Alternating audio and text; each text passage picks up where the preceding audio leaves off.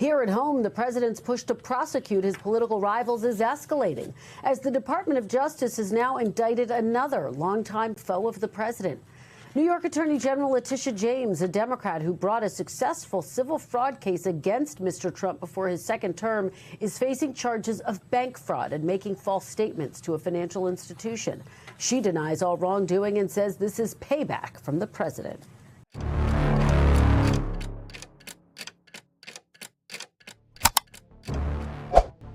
법원의 일상은 본안 판결이 아닌 구조적 문제가 제기되었음을 시사하는 신호로 인해 중단되는 경우가 있다.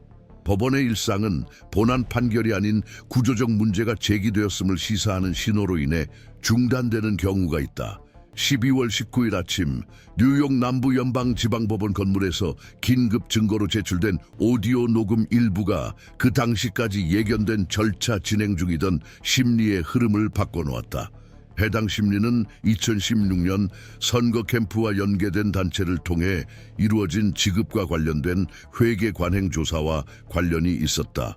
녹음 파일은 사전 예고 없이 이전 선거 주기에서 직접 외부 법률 고문으로 활동했던 증인의 증언 도중 제출되었다. 내용은 기술적으로 짧았지만 법정 내 모든 이해에 주목을 집중시켜 재판장이 절차적 검토를 위해 심리를 무기한 중단하게 만들었다. 어느 당사자도 휴정을 요청하지 않았고 교착 상태도 선언되지 않았다. 중단은 재판장이 기술적 보호 필요성이라고 설명한 근거에 따라 결정되었다. 바로 이 근거가 증거 요소를 예상치 못한 제도적 이정표로 전환시켰다. 이 사건의 영향은 당시 법정 내에서 발생한 일에 국한되지 않았다. 중단은 변호인과 검찰 간의 갈등이 아닌 법원 자체의 제스처에서 비롯되었으며 이 제스처 자체가 사실이 제시되는 방식에 민감한 요소가 존재함을 시사한다. 참석자들의 즉각적인 반응은 명시적이지 않았지만 움직임으로 드러났다. 검사들은 이전 메모를 다시 검토하기 시작했다. 변호사들은 변경할 생각조차 하지 않았던 일정을 확인했다. 증인은 방 안의 불분명한 지점을 응시하며 움직이지 않은 채 방금 제시된 자료의 내용을 이미 알고 있는 듯한 태도를 보였다. 판사가 비공개 심의를 위해 퇴장해 증거의 유효성과 사건 기록과의 적합성을 평가할 때까지 아무 말도 오가지 않았다. 돌아온 판사의 지시는 단순히 절차적인 차원을 넘어섰다.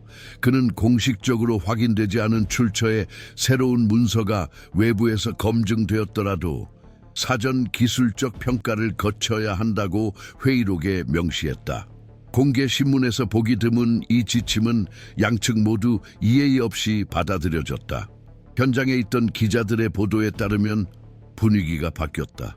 이전까지 회계 기록에 관한 평범한 신문이었던 것이 그 시점부터는 더 민감한 사안의 양상을 띠기 시작했다.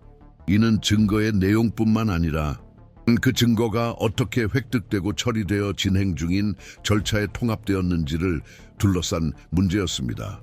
바로 이러한 상황에서 기관이 예상치 못한 요소에 얼마나 개방적인지 드러납니다.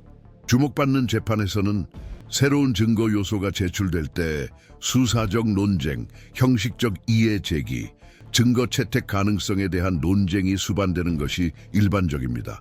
여기서 침묵은 어떤 주장보다도 더 설득력 있는 신호로 자리 잡았다. 해당 오디오는 공개적으로 설명되지도 않았고 그 내용이 공개되지도 않았지만 그 존재는 갑작스러운 멈춤, 법조인들의 태도 변화, 그리고 진행 중인 전략들의 비공식적 재편을 초래했다. 그동안 시간순 서사에 의존하던 변호인 측은 절차상 결함을 강조하기 시작했다. 반면 검찰 측은 구두 진술을 후퇴시키며 이미 확립된 절차적 이정표에 주목하는 전략을 선택했다. 판사는 형식적인 제스처로 개입을 제한했으며 추가 논평은 없었다. 어느 쪽도 진정성 있는 놀라움을 보이지 않았는데 이는 해당 내용이 이미 제한된 서클에서는 알려져 있었지만 그때까지 공식적으로 재판에 제기되지 않았음을 시사할 수 있다. 이러한 사건의 제도적 무게는 제시된 증거 자체에 있는 것이 아니라 사법 시스템을 운영하는 이들에게서 유발하는 반응에 있다. 절차적 속도의 갑작스러운 변화, 새로운 자료에 따른 논증 재구성은 제시된 내용의 영향이 아직 소화 단계에 있음을 시사한다. 바로 이 순간에 재판은 예측 가능한 시나리오에서 벗어나 역동적인 재조정장으로 변모한다. 사건의 가시성이 높을수록 이러한 재조정의 파장은 법정 외부 영역으로 더욱 크게 확산된다. 전문 관측자들은 이 단계에서 방향 전환이 공식적으로 청구나 법적 구성을 변경하지 않더라도 기존 증거의 상대적 중요성을 재구성하는 경향이 있다고 지적한다. 배심원, 변호사, 언론, 대중의 인식이 다른 논리로 작동하기 시작하는 것이다. 이 논리에서는 단순히 혐의의 타당성뿐만 아니라 절차 전체의 무결성이 걸려 있습니다. 그리고 바로 이러한 인식이 재판이 중단된 그날 아침부터 형성되기 시작했습니다. 이러한 분석은 특정 사법적 순간들이 왜 각별한 주의를 기울여 지켜봐야 하는지 이해하는 데 도움이 됩니다. 법원 구조 내부에서 행동 변화가 발생할 때 이는 대개 사건이 예상된 궤도를 벗어났음을 시사합니다. 따라서 이러한 사건들을 진지하고 심도 있는 편집적 시각으로 지속적으로 추적하는 것이 본 채널의 약속입니다. 이 시점부터 해당 절차는 단순한 기술적 조사 공간을 넘어 서로 다른 기관 수준이 동시에 움직이기 시작한 장으로 변모했다. 법무부는 청문회에 직접 참석하지는 않았지만 몇 시간 후 법원 감찰부에 보낸 비공개 공문을 통해 중단 사유가 된 자료에 대한 추가 접근을 요청했다. 공식적인 근거는 해당 내용이 해당 사건의 엄격한 범위를 넘어 특히 법적 성격이 불분명한 기업 연계에서의 선거 자금 사용과 관련해 파급 효과를 미칠 수 있다는 점이었다. 법원은 공식적으로 답변하여 기술적 감독해 제한적 접근을 허용했다. 이 조치로 사법부, 연방검찰청, 선거 투명성 규제기관 간 제도적 삼각관계가 형성되었으며 이는 그 자체로 진행 중인 모든 절차의 지위를 재구성한다. 이러한 맥락에서 연방선거위원회의 역할이 부각되기 시작했다.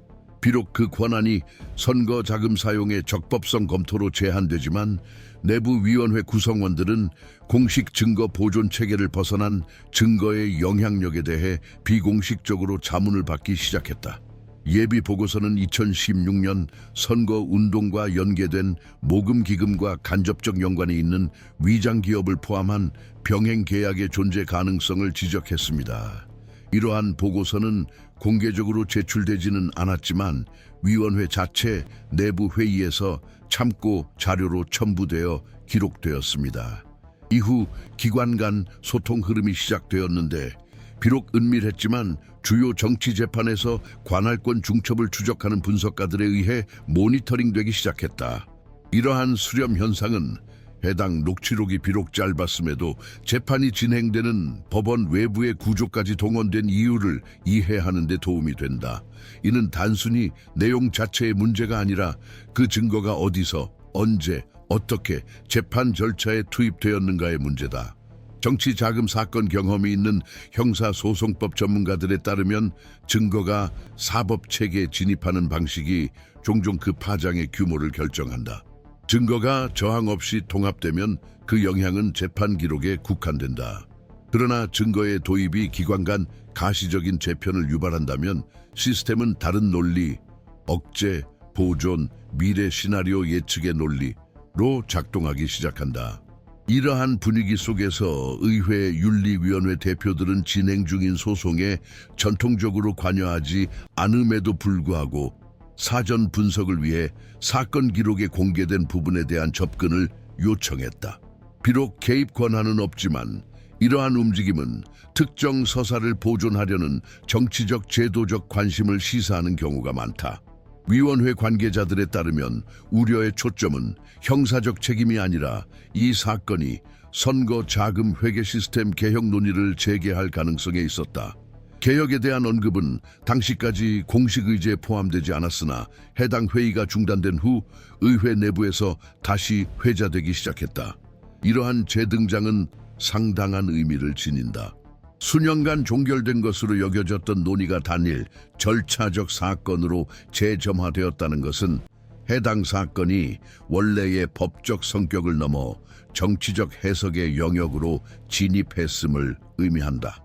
또한 주목할 점은 그로부터 48시간 이내에 정당위원회와 공급업체 간 전자송금을 감독하는 기관의 전직 이사 3명이 재무부 기술진과의 비공개 청문회에 비공식적으로 소환되었다는 사실이다. 표면상의 이유는 2015년부터 2017년까지의 기밀 거래 추적 프로토콜 확인이었다. 비록 현재까지 이 회의들과 진행 중인 재판 사이에 직접적 연관성은 확인되지 않았지만 시기의 우연성과 조사 대상 기간의 특정성은 공공부문 관련 금융분석가들 사이에서 의문을 제기하고 있다. 재무부의 존재는 비록 간접적이지만 특정 거래 배후의 금융공학 변수를 포함함으로써 사건의 복잡성을 가중시킵니다. 이 변수가 등장하면 재판은 단순한 회계 기록 분쟁을 넘어 정치, 법조, 기업계 사이의 자금 이동을 통제하는 체계적 메커니즘을 둘러싼 논쟁으로 확대됩니다. 이러한 제도적 이해관계의 중첩은 공식적으로 선언되지는 않았지만 결정이 내려질 환경을 형성하는 지하적 긴장을 만들어낸다. 자문, 기술적 의견 또는 병행 모니터링을 통해 사건에 접근하는 새로운 행위자마다 이미 재판 중인 사안에 기대감의 층을 더한다. 그리고 기대가 다중 수준에서 누적되면 판결의 중심축이 이동한다. 판결은 더 이상 당사자들의 주장이나 판사의 해석에만 의존하지 않고 제도적 관찰자들이 그 결과로 기대하는 배도 의존하게 된다. 바로 이러한 변이가 개별 판결을 구조적 이정표로 전환시킨다. 그리고 각 기관이 이에 반응하는 방식은 비록 미묘한 차이라도 향후 절차적 움직임의 속도와 방향에 영향을 미치게 마련이다. 이러한 이유로 이처럼 제도적 수렴이 이루어지는 사건들을 지속적으로 추적하는 것은 더욱 중요해진다. 본 분석은 바로 이러한 시선을 유지하고자 한다. 즉 사건 기록을 넘어 형성되는 층위들과 그 층위들이 분쟁의 지형을 어떻게 재구성하는지에 대한 주의 깊은 관찰을 지속하는 것이다. 해당 청문회 중단 이후 제도적 파장이 확대되면서 논쟁의 중심축이 이동했음이 명백해졌다. 이제는 중단 사유가 된 증거의 내용 자체를 논의하는 것을 넘어 그 증거의 제출을 규율하는 역학관계와 제도적 기구에 미치는 영향을 이해하는 것이 핵심이 되었다. 일부 해석은 녹음 사용을 계획된 법적 전략의 일환으로 보는데 그 목적은 사건 기록을 넘어서는 중요성을 지닌 소송에서 증거의 허용 범위를 시험하려는 것이라고 한다. 이러한 관점에서 판사의 심리기일 중단 결정은 갑작스러운 행동이라기보다 이미 진행 중이던 움직임에 대한 예상된 대응이었다. 그러나 다른 전문가들은 법원이 갑작스러운 상황에 당황했으며 그 급작스러운 반응은 사전 경고가 전혀 없었음을 시사한다고 주장한다. 이 관점에 따르면 이 사건은 법적 기구가 일반적인 절차를 따르지 않는 정보 흐름을 다루는데 어려움을 겪고 있음을 여실히 드러냈다. 표면상 기술적인 이견은 더 광범위한 긴장을 드러낸다. 형식적 절차의 경직성과 이러한 절차가 적용되는 기관적 맥락의 복잡성 증가 사이의 불일치이다. 이 새로운 논쟁 단계에서 초점은 물질적 증거 자체에서 그것이 절차 내에서 상징하는 의미로 이동한다. 고도의 공개적 관심을 받는 재판의 정통한 분석가들에 따르면 3가지 주장이 힘을 얻고 있다. 첫 번째는 금융정보기관과 연계된 부서들이 이미 녹음 파일의 존재를 사전에 알고 있었다는 주장으로 이는 공식적인 사법적 인가 없이 감독기관들 간 비공식적 협력 형태를 시사한다. 두 번째 가설은 변호인 측이 증거의 존재를 알고 있었으나 검찰이 전략적으로 제출 시점을 선택함으로써 상대방이 이미 구축한 논리적 흐름을 교란하려 했다고 주장한다. 이러한 맥락에서 즉각적인 이해 제기가 없었던 것은 수용보다는 신중함의 표현이었다는 것이다. 세 번째 해석은 녹음 파일의 출현이 변호인단과 검찰 측, 모두의 통제 범위를 벗어난 외부 유출 또는 접근의 결과라고 본다. 이는 재판 과정에서 드러난 억눌린 불편감의 표현을 설명해준다. 현재로서는 어느 가설도 결정적이지 않지만 모두 전통적인 통제 메커니즘이 부분적으로 변형되었음을 시사한다. 이 사건은 불확실한 시기에 기관이 반복적으로 보이는 특징, 즉 신중한 후퇴 경향을 드러낸다. 업무 중단 병행 회의, 외부 기관 자문 공개 입장 표명 부재 등은 시스템이 예상치 못한 상황을 처리하는 동안 그 정당성을 보호하려는 일련의 대응 방식이다. 그러나 이러한 행동은 모호하다. 한편으로는 책임감을 전달하지만 다른 한편으로는 특히 가시성이 높고 신속한 대응에 대한 압박이 상시적인 환경에서는 주저함으로 해석될 수 있다. 이로 인해 절차는 단순한 법적 행위들의 연속을 넘어 상징적 기능을 수행하게 되며 이는 국가가 운영 규범에 도전하는 상황을 어떻게 다루는지를 반영한다. 부수적 효과들도 점차 드러나기 시작한다. 의회 기관, 규제 기관, 행정 부문의 거의 동시적인 동원은 이 사건의 영향이 원래 소송을 넘어 이미 권력기관 간 관계에 은밀한 재편을 초래하고 있음을 시사한다. 이는 단절이 진행 중이라는 의미가 아니라 사법부, 입법부, 행정부 사이에 전통적 경계가 정해진 관행을 벗어난 사건들에 의해 시험받고 있음을 의미한다. 상급 법원에서 활동한 관찰자들에게 가장 의미심장한 신호는 공식 성명이 아니라 제도적 자제라는 제스처에 있다. 결정이 내려지지 않고 일정이 연기되며 해명이 강력히 요구되는 상황에서도 정보가 비밀로 유지되는 것이다. 이러한 조용한 재편의 시나리오 속에서 전문 언론의 역할도 압박을 받고 있다. 일부 매체는 청문회 중단의 즉각적 영향에 집중하며 상황의 법적 분석을 우선시한다. 다른 매체들은 사건의 더 넓은 정치적 의미를 이해하려는 해석적 접근을 취한다. 서로 다른 전제에서 출발하지만 두 접근 모두 재판이 단순한 법적 사건을 넘어 예상치 못한 사건들에 대한 제도적 해석을 둘러싼 논쟁의 장이 되었음을 드러낸다. 일부 분석가들에게 핵심 쟁점은 위반 행위로 간주될 수 있는 회계 관행에 대한 책임 소재다. 다른 이들은 특히 상징적 요소가 강한 사건에서 사법제도가 외부 압력에 얼마나 취약한지 조사하는 것이 중요하다고 본다.